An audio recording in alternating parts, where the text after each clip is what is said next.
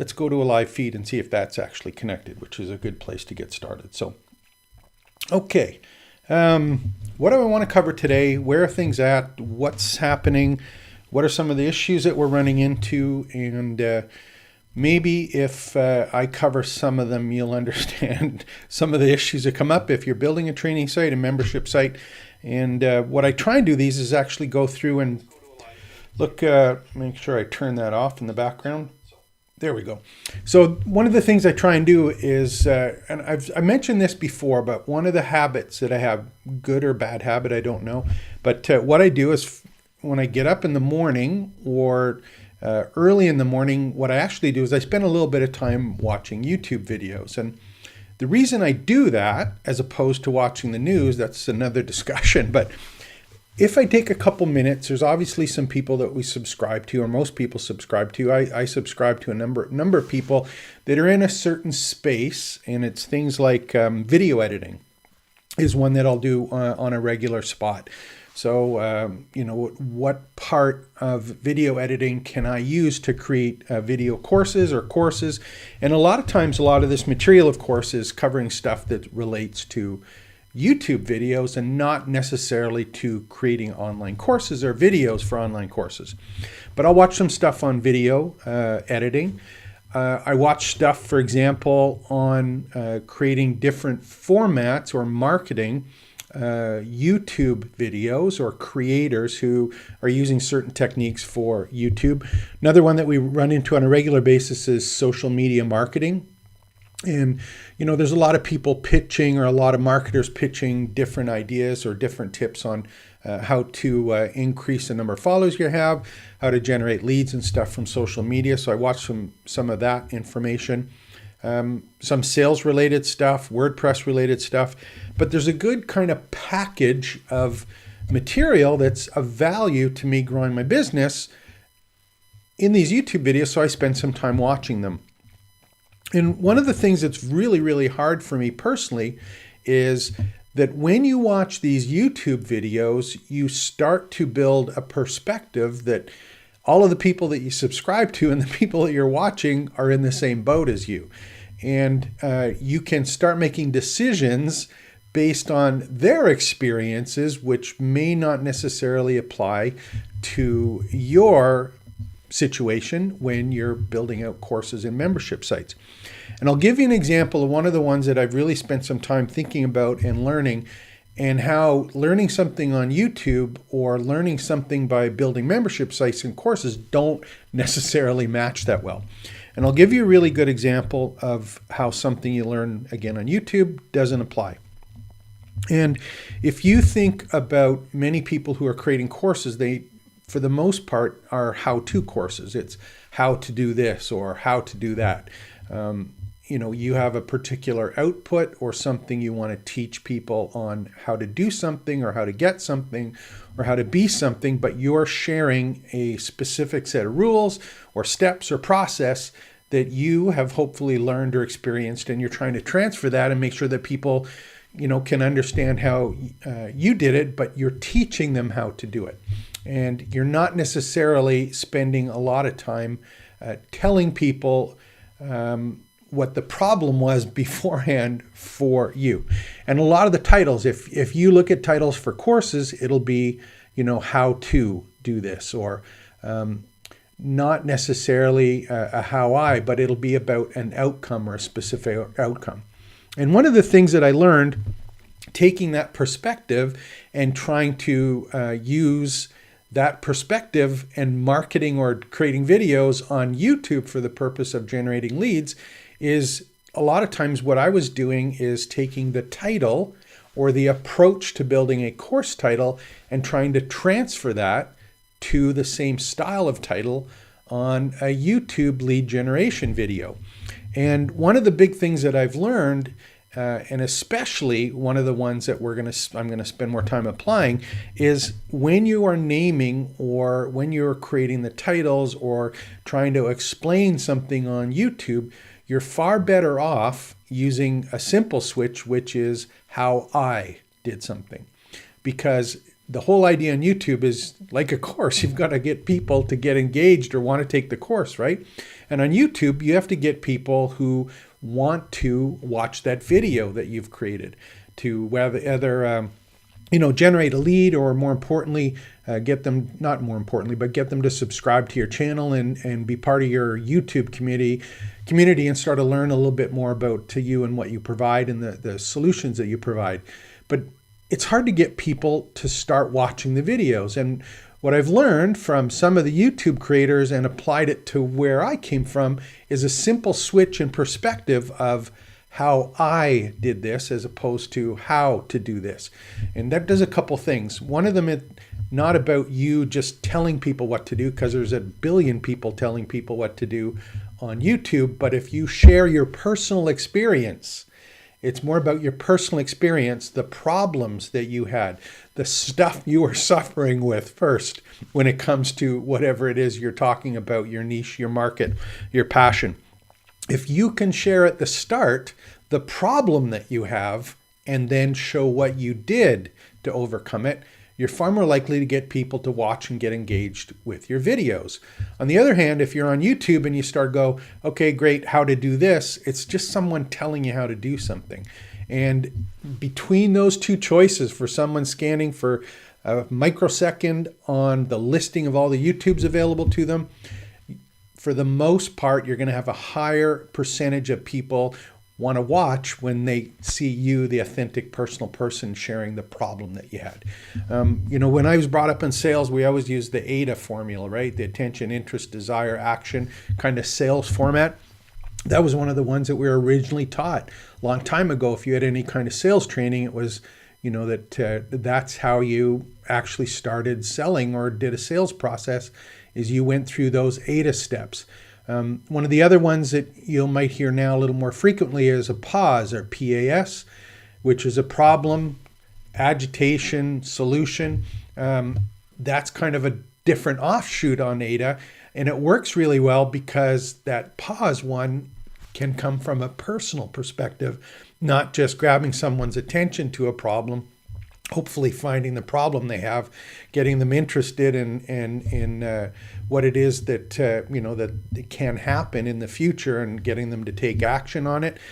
Two different kinds of approaches. The one on YouTube is more personal and it has the opportunity to have more of a personal story, authentic story engagement in it, and that's not something that happens in a traditional how-to course. So that's something that I learned, something to consider next time you're thinking about, if I want to generate a lead for my course or get someone interested in my course, think about how you can apply your unique problem or situation and how you fixed something. Your course can still be a how-to one, but generating leads for it is better off with a personal story and the reason that it was a problem and all of the frustrations or agitations that it caused you and how you overcame it. So that was one of the lessons that kind of came up. Spent a lot of time thinking about that, and that's what I'm focusing on personally as we start to build out our content marketing plan, which YouTube is a big part of it. That's the other thing I wanted to chat about today, is this whole notion of content marketing. And I've never personally been a big fan of spending money on ads or paying for leads. I've been a big fan of content marketing, and content marketing is changing. Content marketing, when I first started, was a blog post. You did blog posts, you wrote a blog post, you did as much as you can, and you hoped for, search traffic, and you optimized for search, that written content that was in a blog. Content marketing now has changed in terms of the delivery methods. You're far more likely to have content marketing in the form of social media posts, graphic images, in podcasts, audio posts or video posts, YouTube webcasts, the kind of live videos that we're doing here. So there's a different approach to or supplemental kind of channels that are not just with a traditional written blog post, that are really important for content marketing. And part of the problem that I've had personally with this is that there's never enough time to actually do content marketing well. And one of the things that we do for clients now, because we ran into it personally, was we actually have, we create content marketing schedules and generate content on a regular scheduled basis across all these channels so that you're not in a position of being overwhelmed. You can still do your business, be involved in your business, but have the content marketing done for you. And this has been made fundamentally easier, of course, in the last 6 months because of this whole buzz on artificial intelligence and all the AI tools like OpenAI and Jasper and Descript and all these additional tools that are allowing us to repurpose, repackage, retake, reconfigure all sorts of content that we've created and turn it into content in these different channels that are now available to us. So kind of some neat things that we're doing there as well. We do them for clients, and we're getting to the point now where we can actually spend some time internally creating them for ourselves, and that's one of the things that we're spending, kind of talking about today. So here's kind of the gist of what's happening there for us in terms of taking the content management marketing and trying to automate it. The first thing is what we're still doing is we're still doing blog posts. Like, don't be afraid of blog posts. My experience has been that a blog post allows you, especially now with ChatGPT and the different tools, is you can create as many blog posts as you need and use them right from ChatGPT with some well-formatted prompts. You can use them pretty close out of the box, or you can make them more personal just by editing the content or regenerating continually the content that you're creating with ChatGPT. But don't be afraid to create blog posts as the start of this. One of the things that I just kind of want to touch on this, and this is something that, again, that we've learned by creating probably thousands now of blog posts with ChatGPT, is that whole idea of being really good at creating prompts is something that's vitally important. And you should spend some time learning how to do that. We've got a number of tools that we use in standard operating procedures on prompts for creating blog posts so that they get created in the same way. And one of the things that we've noticed is that the best prompts that we found are ones that don't ask ChatGPT to write a blog post for us up front. They asked ChatGPT to ask us questions that it needs to create great blog posts. And it's kind of funny because when we do that for customers, the worst part of it is getting people to answer the questions up front. I was just thinking of some of the questions that we ran into just quickly. And again, it's ones that most businesses should use, but most of them can't answer.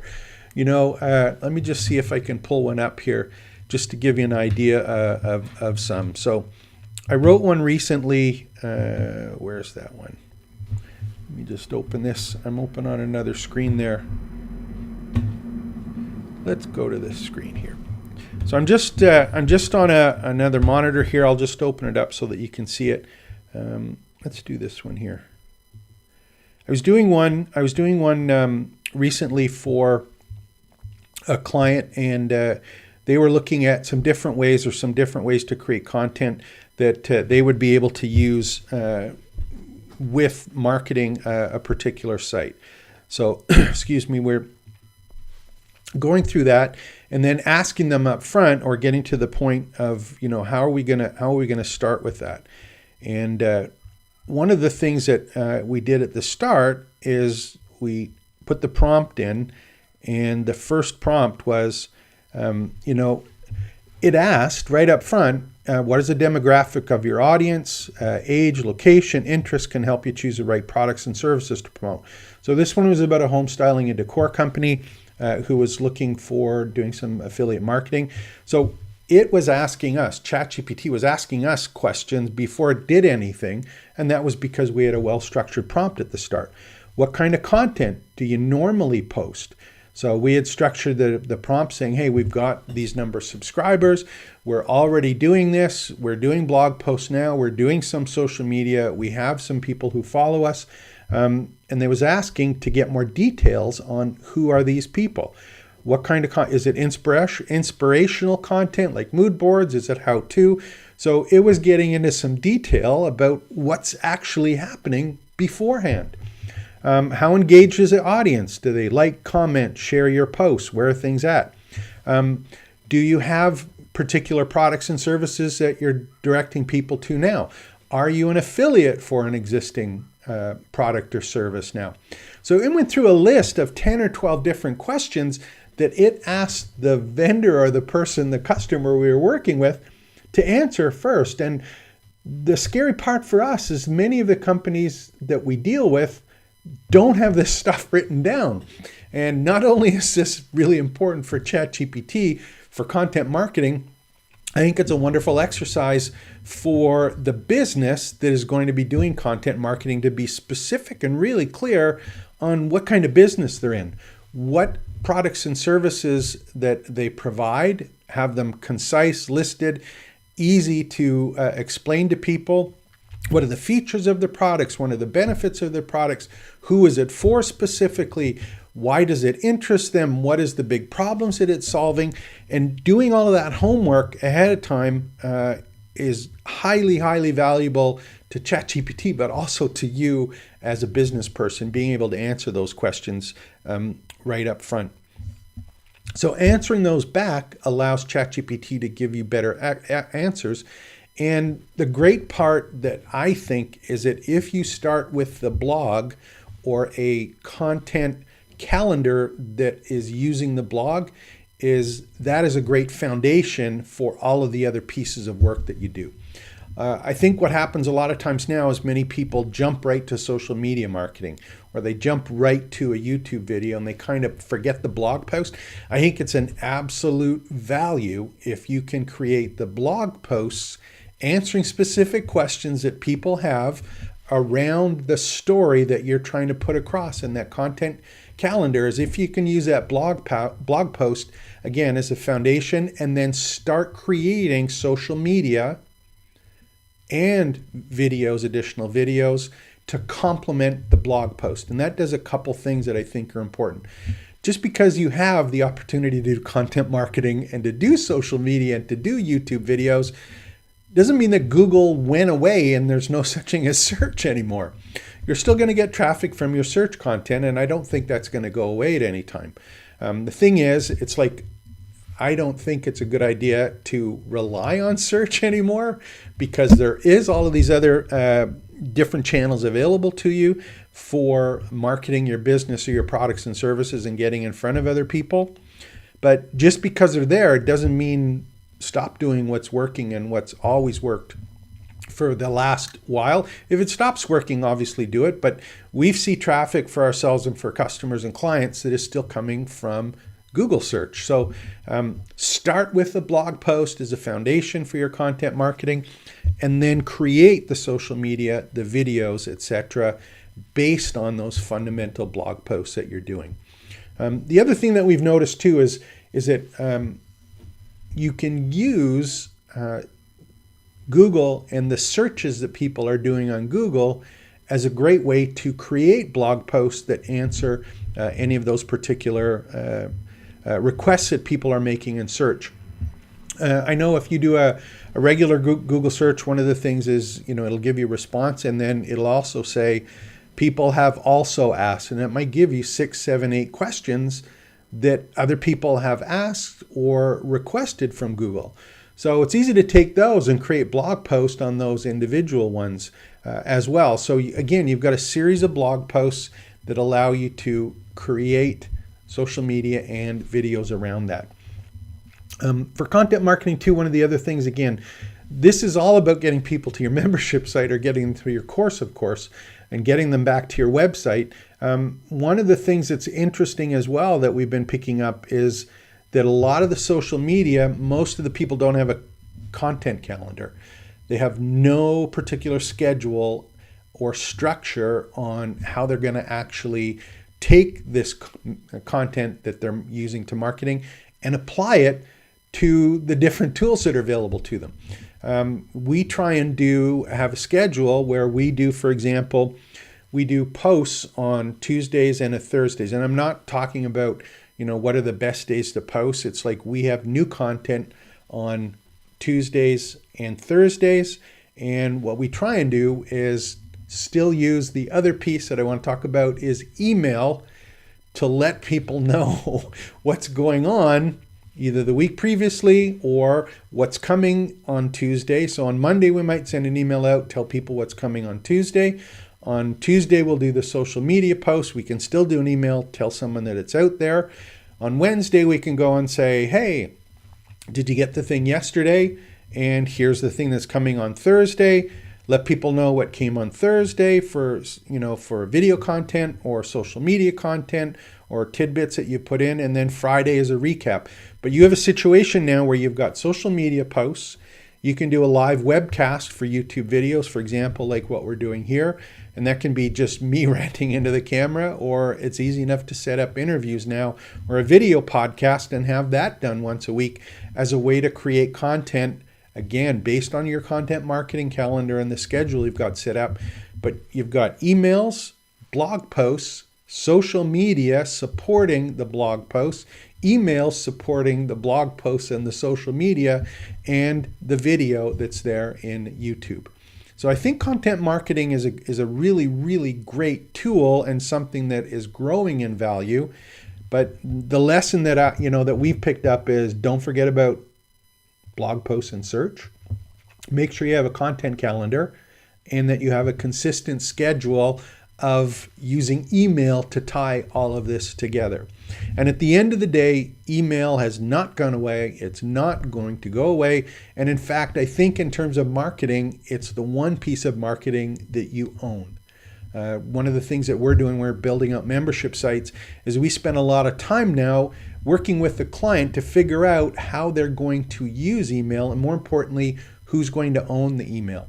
We're a white label vendor for ActiveCampaign. That means we actually resell ActiveCampaign. It's the exact same thing. We take the payments. We manage ActiveCampaign accounts for our customers.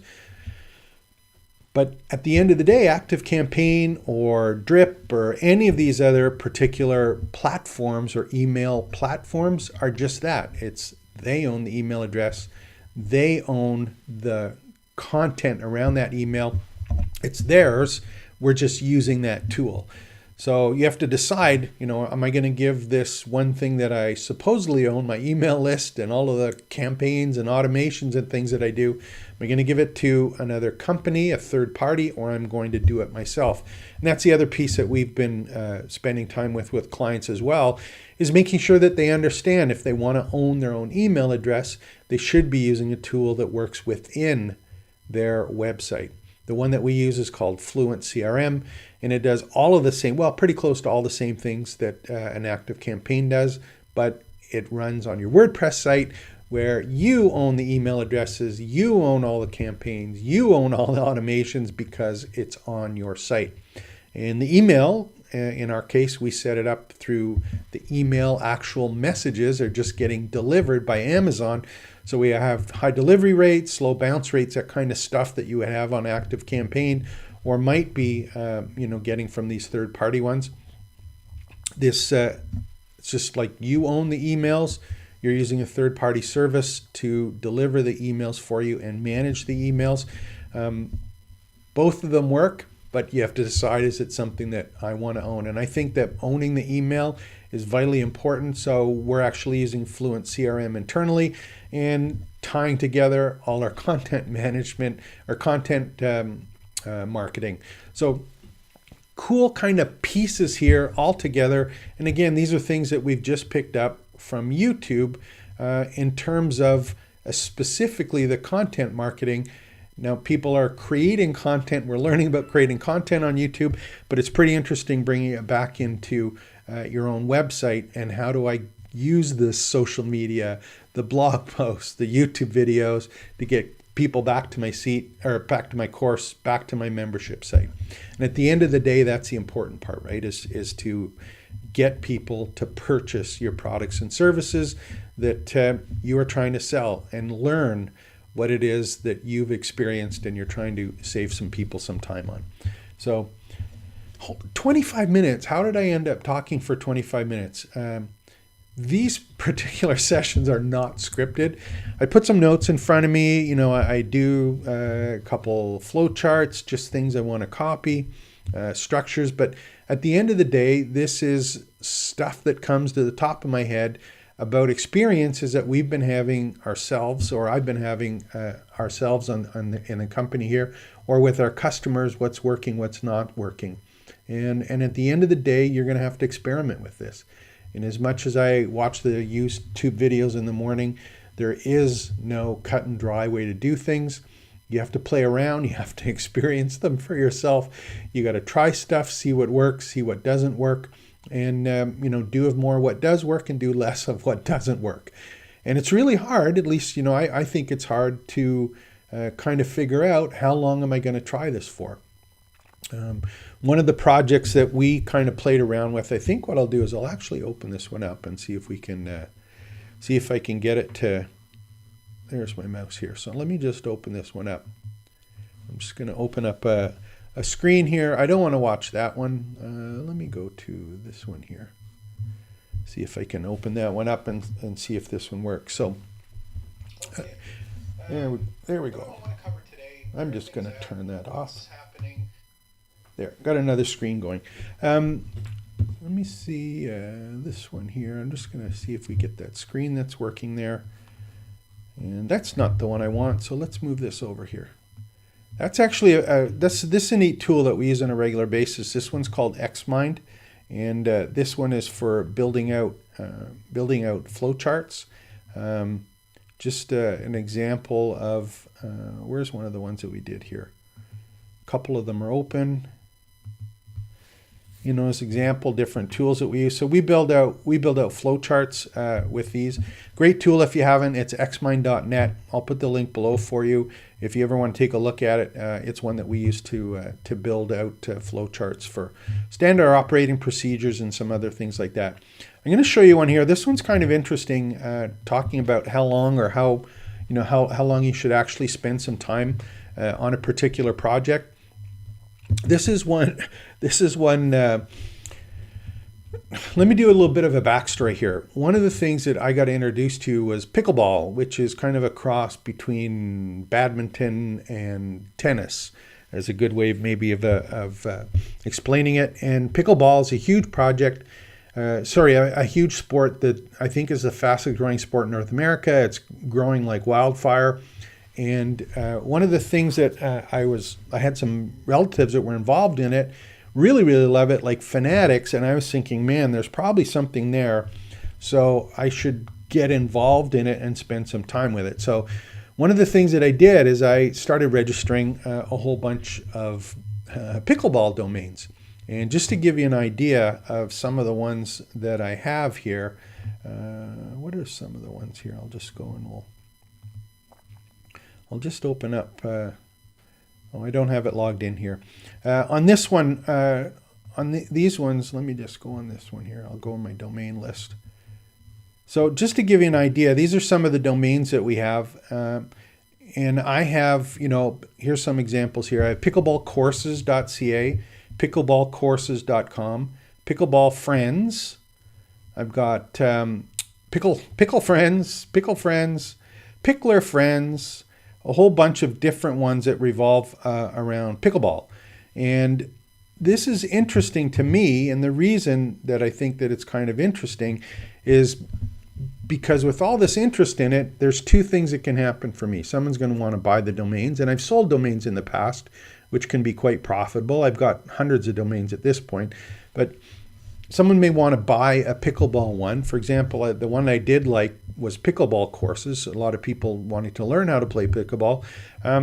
But my idea right from the start a number of months ago was, what's the one thing that wasn't existing kind of for this whole space?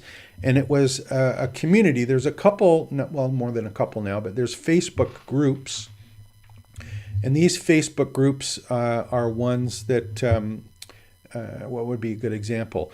They're Facebook groups, but they're ones that are about a local club. So, for example, if you're in a particular city, you may have or a particular club, pickleball club, local club. Someone may have started a Facebook group, and there's some people networking on there and just sharing stuff. So there's plenty of Facebook groups, but I didn't find any public websites that were actual groups. The other ones that I found a lot of was something pickleball related. There was pickleball shops. So there was a number of people who had set up shops.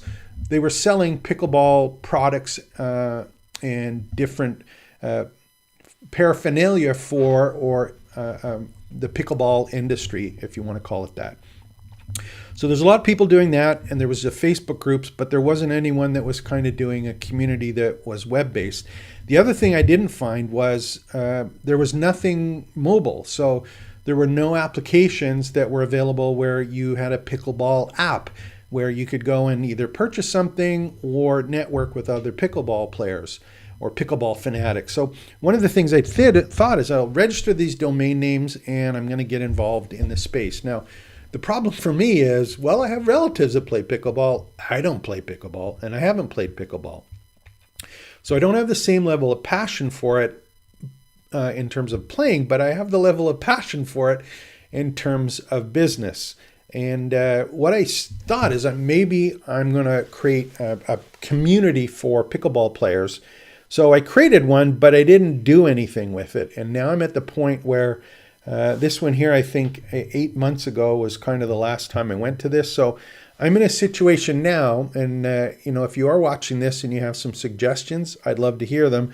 But I'm gonna spend some time with pickleball and actually have a pickleball app and the pickleball website so that we can go through it.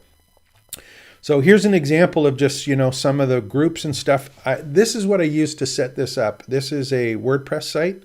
We've got the Buddy Boss theme. We've got the Buddy Boss platform and the Buddy Boss Platform Pro. The theme and the Platform Pro are paid pieces, and they allow you to do things, for example, like have groups. So think of Facebook groups. You have the same thing on your website. You have discussion forums, just like you have a better idea would be an activity feed. So you have a feed in your Facebook group that has all of the stuff that's happening with all of the different people in that group. You have a feed, same thing going on here on your site. You have a directory of friends or people who are joining the site. Again, these are people who are just like on Facebook. So we've got some here. Members of the group where you can go and you can actually go and network with people and just, kind of figure out what are they doing, who are they, what club do they belong to, where are they playing, and they can give people, their own profile. And we allow them to message them, friend them, exactly the same ideas as Facebook. So this is all set up, but I haven't really opened that up in the place.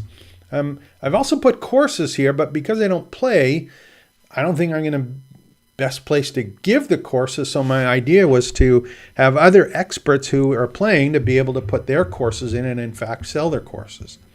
And even things like shop. So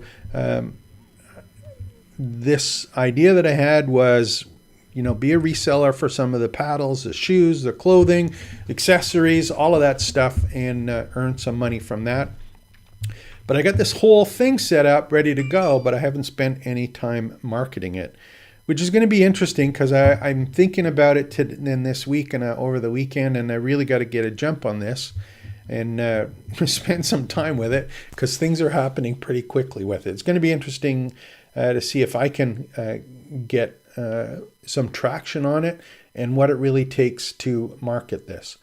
Now, part of the reason that I'm mentioning this is having a membership site is not always about having courses. You can have a membership site and not have courses, and there's different ways to monetize membership sites that don't necessarily mean that you have to have a particular course.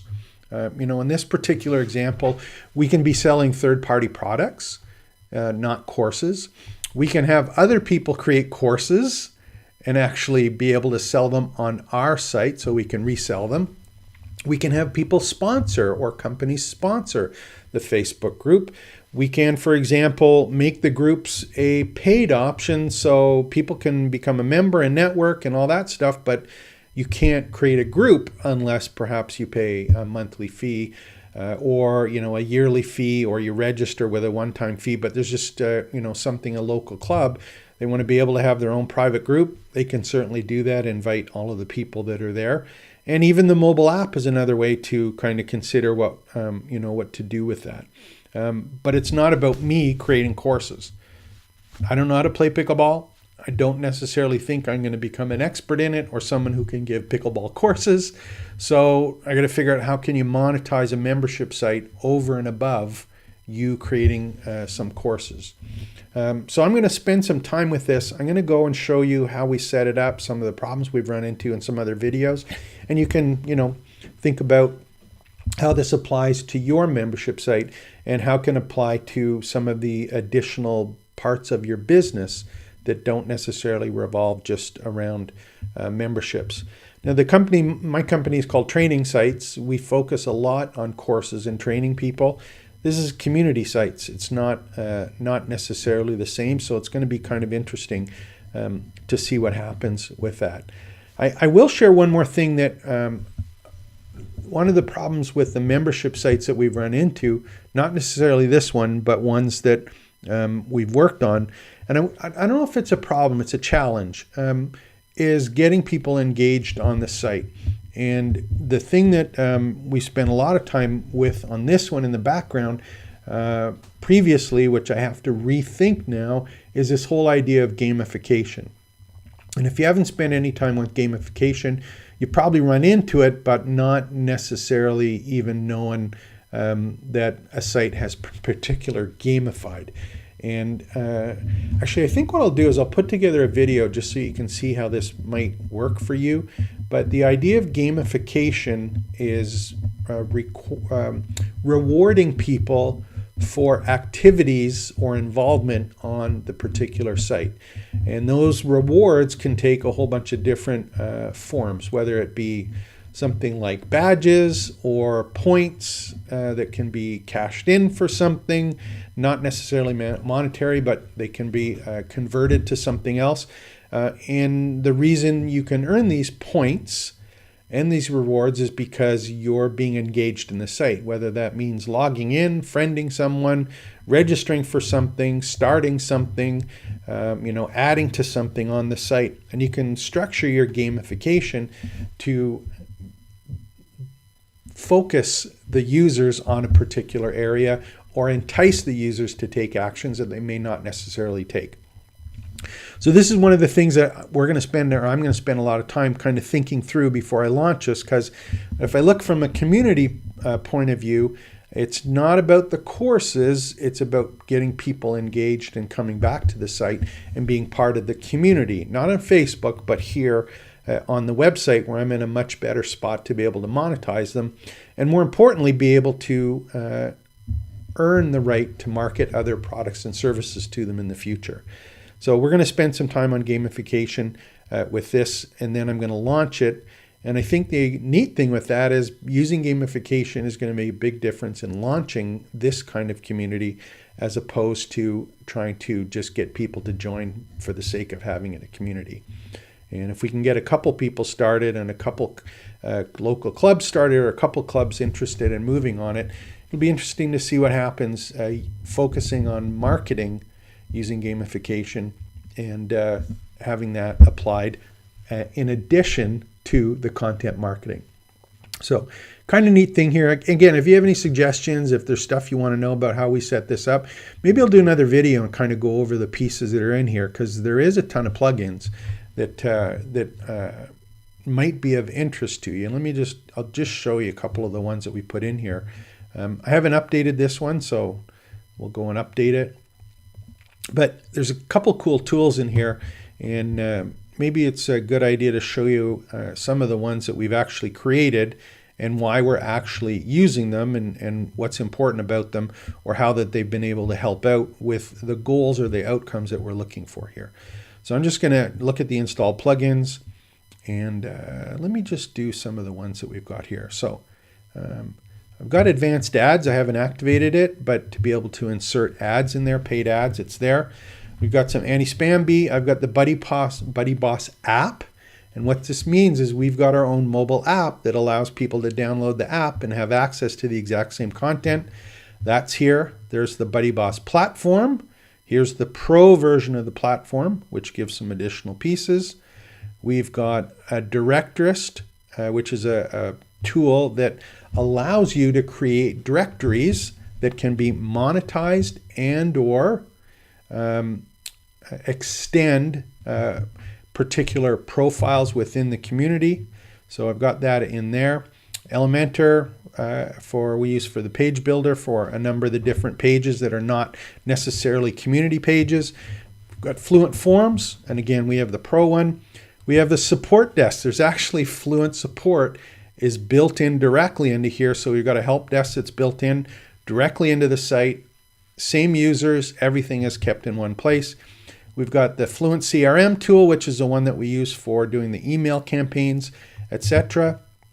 Fluent SMTP, which allows us to send our emails through Amazon for high delivery rates. There's the GamePress for the gamification. LearnDash for the courses. We've got a modern event calendar, which is a great plugin for creating not only events, whether live events or virtual events, and being able people to search them. Payment gateway for Stripe. We've got Rank Math for doing SEO optimization. We've got Seriously Simple Podcasting. One of the things I talked about is podcasting, being able to interview other members or people who are interested in it and being able to publish that content to places like Spotify and iTunes, additional places as well there. So those are just some examples of different kind of pieces that we have in place to build out a community. And if you're interested in learning more about how these work and how they all fit together, certainly make sure to drop me a line, and I'll do my best to give you some places to look and find out about that. One of the things that, actually, let me open up another screen here. I think this one. Yeah, so if you go to wpgrow.com/member, or just wpgrow.com, you can go to trainingsites.io or wpgrow.com, doesn't really matter. You're going to end up in the same place. And in this case, yeah, we're logged in here. So let me just go to the main site here for a second. We've got a number of courses in here. If you did want to find out, for example, how to do some of these pieces now, we've got a whole bunch of courses at the top. For example, on using LearnDash, trying to find out about how to be a campus builder if you want to build out that campus. Active Campaign. We've got things how to create sales pages, how to create customers, all sorts of different different information that's available to you there. And these, for the most part, are free except for the Campus Builder courses. We got a ton of tools and videos that are available for you to find out on how to do stuff. So kind of cool stuff. We'll see what happens with this whole pickleball project. Again, if you have any suggestions or you're interested in pickleball and you want to get involved, make sure to reach out and I'll do my best to let you know where we're at and go from that. And again, if this is something, I think, if this is something that you're interested in or you want to find out how to create a community and not sell courses, might be some interesting lessons here or lessons to learn as we start building it out and we spend time with it over the next little while. So let me just see, did anyone ask anything? Not really sure. I don't think we have any comments, which is fine. I get it. Not a problem. I'm okay with that. If you do end up having a question, you can certainly register for free at wpgrow.com or trainingsites.io. They both go to the same place. Go register, get in, take some of the courses, learn and figure out what it is that we're doing and how it might apply to you, and ask some questions, and I'll do my best to answer them. So I think we'll bring it in for Lent. I don't know how I talk for 45 minutes about all of this stuff, but it just happens. I get excited about community sites and creating online courses. So if at any time you want to learn learn how we're doing it, some of the stuff we're running into, and share with me the problems you're running into or what you do want to do, I'll do my best to help you out and see if we can get you to be a campus builder, whether it is to build that community, get people on campus, or actually go out and teach them something. So I want to thank you for joining me today. It was fun. I love ranting. Ask questions and I'll do my best to help you out. So this is James Maduke speaking. Take care. Expect the best.